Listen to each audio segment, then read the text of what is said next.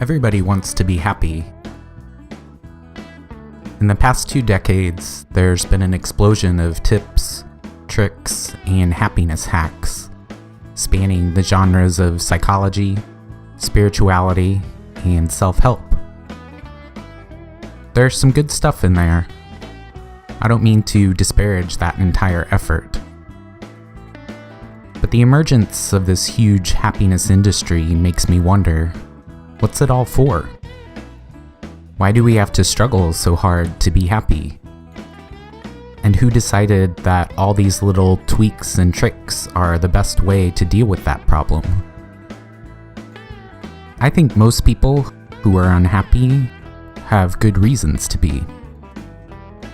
Our lives are often draining, stressful, exhausting, lonely, dehumanizing, tedious, and alienating.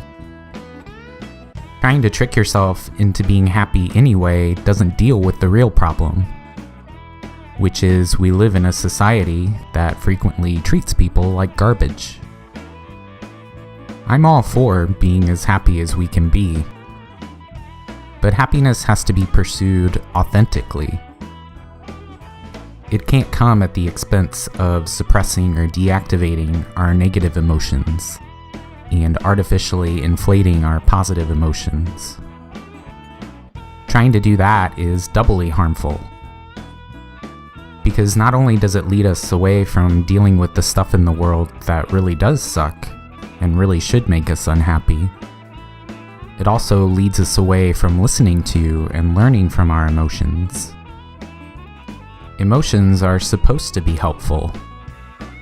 They're supposed to be telling us something.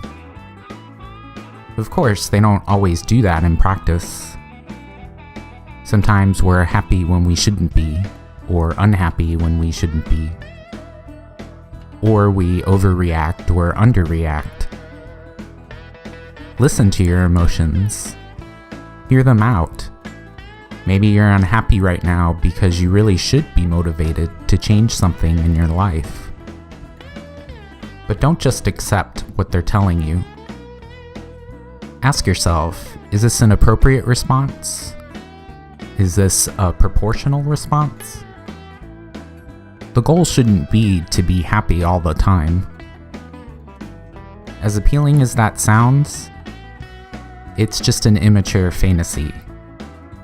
And it's a dangerous one, too, because it leads you away from 2 far more worthy goals: working to improve the conditions around you, and having healthy, appropriate, proportional emotional responses to what's happening to you.